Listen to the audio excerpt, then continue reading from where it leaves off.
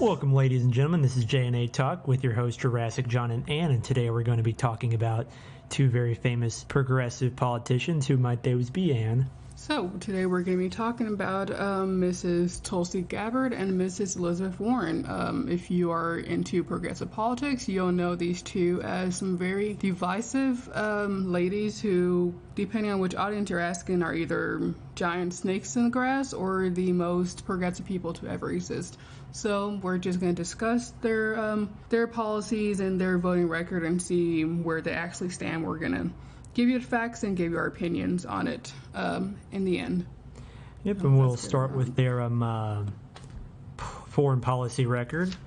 We'll be discussing, both of them have different reputations in the progressive circles over how progressive they are in foreign policy. I argue they both have major blind spots. For instance, Tulsi Gabbard, she has received a lot of defense funding from Lockheed Martin. She's received over $33,000 from them, over $50,000 from Boeing, and she has received $225,000 around her career, throughout her entire career from the defense sector. Yeah, Lockheed Martin is a major employer in, of course, a lot of local economies, but they also manufacture weapons that are used to more efficiently murder people. And I'll say also, she voted against an amendment to cut military funding by 1% in 2016, and she voted for 19 out of the last 29 military spending bills over the last 6 years. So she is very much far from a progressive icon in that respect, but Elizabeth Warren is not much better. She is a higher profile politician for sure, so she has a higher level of contributions, but she has received over $403,000 from the defense sector. But although she has over $400,000 from the defense sector, she only got $10,000 of that from PACs. And I forgot to mention earlier, Tulsi has over $100,000 from PACs. Elizabeth Warren supported funding for the Israeli Iron Dome project, a $225 million project. It's basically this high-tech defense system in Israel. And up until recently, she's been pretty comfortable with AIPAC, and she's regularly attended meetings with AIPAC's Boston chapter. And could you explain what AIPAC is for those unaware? It's basically a pro-Israeli lobby in the United States. They're one of the biggest PACs in the country, especially regarding the Israeli-Palestine conflict. Mm-hmm. All right. And I'll also say that she basically, although Elizabeth Warren did refuse to attend the AIPAC conference in 2020, her record is still not that great on it. Up until recently is when she actually started to have an okay record in that circumstance. Elizabeth Warren, also another good thing about Elizabeth Warren is she co-sponsored a bill called the Uyghur Human Rights Policy Act of 2020. This imposes sanctions on entities responsible for human rights abuses in China's Xinjiang Uyghur region. But she also, in 2017, she voted for a bill that would authorize $700 billion in defense funds, including $640 billion for the Pentagon, which we all know is not very good. Mm-hmm. And Tulsi Gabbard on that bill, of course she's in the House, so they don't necessarily vote on the same thing. But Tulsi Gabbard did not show up, or she just didn't cast a vote on the Uyghur situation. Yeah. So that's another thing where they diverge on. And let's see. Another major part of foreign policy, of course, is how the U.S. interacts with actual humanitarian situations, like the situation in Uyghur. And one of Tulsi's major criticisms, at least from a personal standpoint, is her relationship with what would you call them, the right-wing Hindu nationalist groups in Modi. Yeah. And also one of the big things is now, to be fair, she has publicly denounced her association with them, but she does deal with them a lot in private. And you can kind of see her bias show, especially when we're talking about how she opposed House Resolution 417, which reaffirmed the need to protect rights of religious minorities in that country.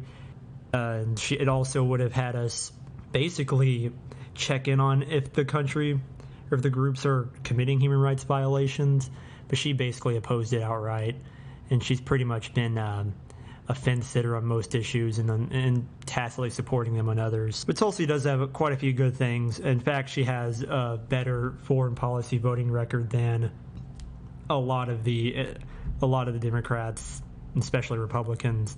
Like, for instance, she was in favor of Trump's talks with North Korean leader Kim Jong-un, and she met with Bashar al-Assad in Syria, which she had a lot of flack for, but she wanted to, she did call him a brutal dictator, and she did want to, but she just wanted to foster relations between the two countries.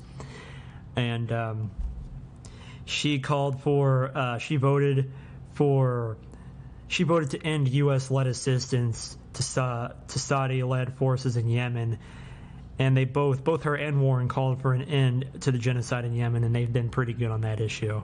All right. In terms of domestic policy, they have a lot of similarities, but of course a lot of personal differences.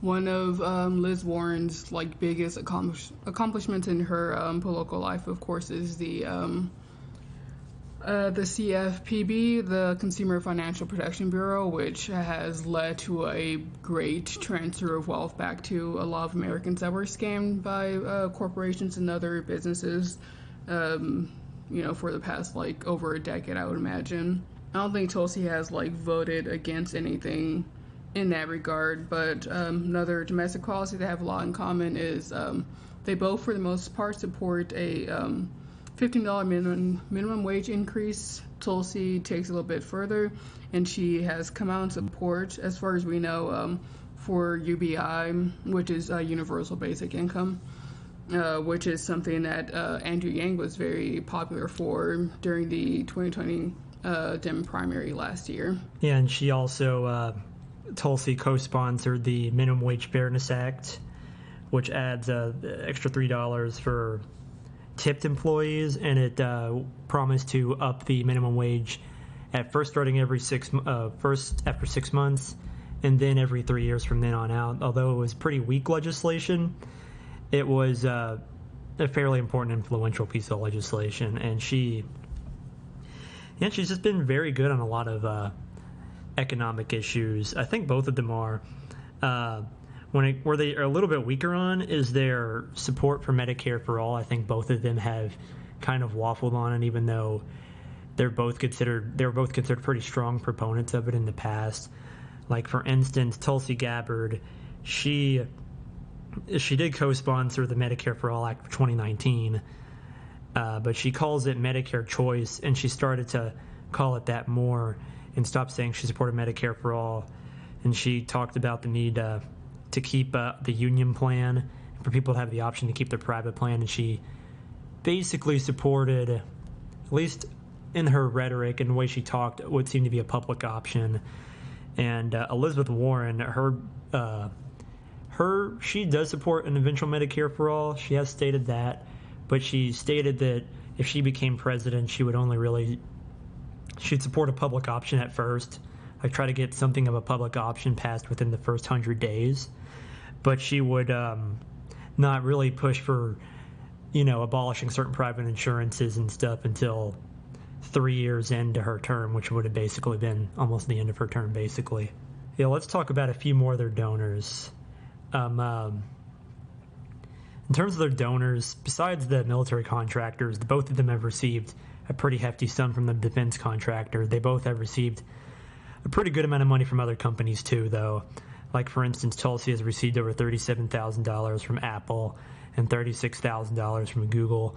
Elizabeth Warren is an even bigger offender, receiving or Alphabet, the parent company of Google, basically.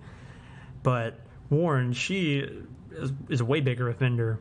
She received $739,000 from Alphabet and over $325,000 from Apple.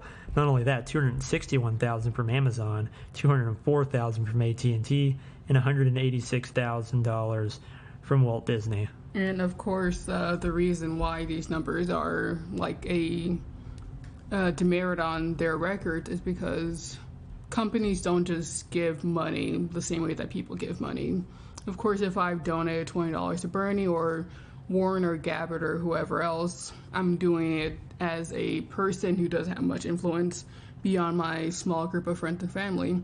So if I'm giving you $20, I'm giving you to support you to like increase the minimum wage or to provide Medicare for all or to end the offensive wars going on throughout the world. Alphabet, on the other hand, would donate money to a candidate so they are more likely to not go as hard on net neutrality or maybe support bringing in more immigrants so they don't have to pay them the same wages that they would have to pay like in America or something like that. Like these corporations giving money to candidates is a form of bribery, which is directly related to corruption. So the more money a person receives, at least in my personal opinion, from these especially evil corporations like Alphabet and Walt Disney, it just leads directly to me believing that they are more aligned with the needs of that corporation and that sector than the needs of the public. So that's not a good thing. And I also say for the last, while they both have, I guess, fairly good records in this regard, even though they have some pretty questionable donors, which may have influenced some of their policies for the worst, they must have been pretty good. Although one last thing I'll say about Tulsi's I forgot to mention earlier was she voted against allowing compensatory time off for working overtime. I think lastly we will talk about the what do you say, some of their like social issue stuff. Oh yeah.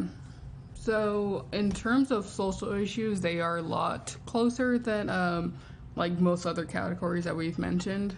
Like they both broadly support like the Democratic line of like pro minority, pro women, pro working class for the most part.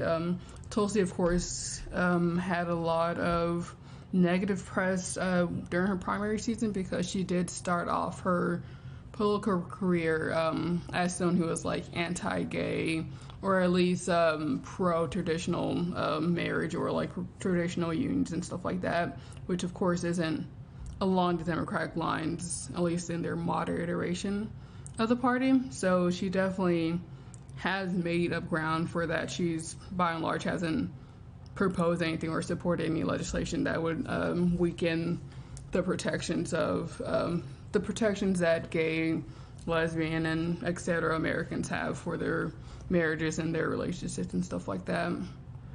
Yeah, and she's and one of her last legislation that Tulsi passed was like a really anti-trans, like basically discrimination against trans women in sports.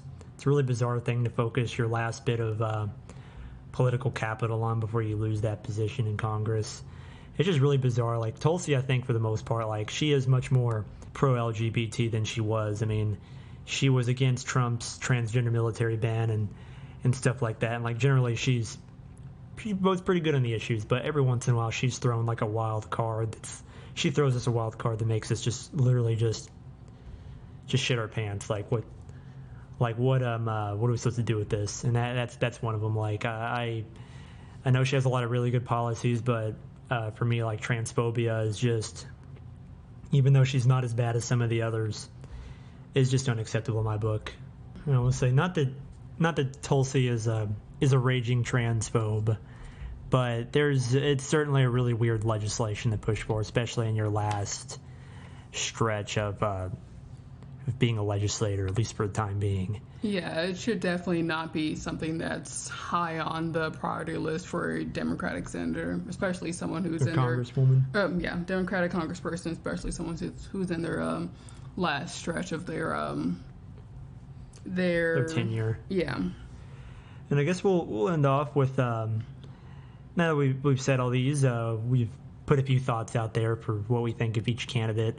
What would you say, Anne? Like, who would you say is the better or worse? Or, like, who's the alpha and the beta of the two? I don't know if there's like necessarily like a best or worst. They're both pretty bad personally. Elizabeth Warren is a very progressive person. You know, like, a public option is nowhere near as good as Medicare for all, but it's 25 times better than the Affordable Care Act and Obamacare and stuff like that. It's better than whatever every single Republican's proposing, which is just let poor people die. Like, their policies in comparison to the right wing of America is extremely progressive, but as someone who comes from more of a left perspective, I would say that Elizabeth Warren is on a very tight technicality better than Tulsi, in terms that I can count on Warren to support broadly progressive legislation, whereas I can't always count on Tulsi. She votes no and for things that would make no sense for someone who is democratically aligned to vote for, like the transgender bill. There's no reason why anyone who would consider themselves a progressive would propose or even like advocate on that bill, because it's not an issue that needs to be built upon. Like, for Elizabeth Warren, she gets the edge because she actually, for the most part, focuses on progressive issues that are impacting people. Even though she's not all the way there, she's about 10, 20 steps behind where she needs to be. She is walking in the right direction, whereas Tulsi's taking a left and a right and zigzagging, stepping back and forth and doing all this nonsense. So Warren for the win for me. I want to say this. I think that I do like, I want to like Tulsi more. I really do. Like, for when she's a vegan, I'm a vegan. It's cool. Pro UBI, she wants to, we haven't even got into the stuff how she wants to legalize, tax, and regulate all drugs. She's the best candidate, the best presidential candidate of 2020 in terms that she beats Bernie in that regard. She has a lot of wild cards. In many ways, she was one of the best candidates in that field, but a lot of the time she just had too many wild cards that they really drug her down. Like, I would say if we're just talking the positives of each, I'd say Tulsi far and away. I think that Warren is too much of an opportunist. She doesn't really have any principles, not any major ones. I think that she'll basically flip-flop whenever she feels her career. She's just too much of a careerist, and I can respect that Tulsi is she sticks to her guns, and I appreciate that. She's an independent thinker for sure. Yeah, but you take all the negative stuff, all the baggage. I just have to say Warren's just better overall. She's just more down the line, if not even progressive, at least liberal, and progressive on certain things.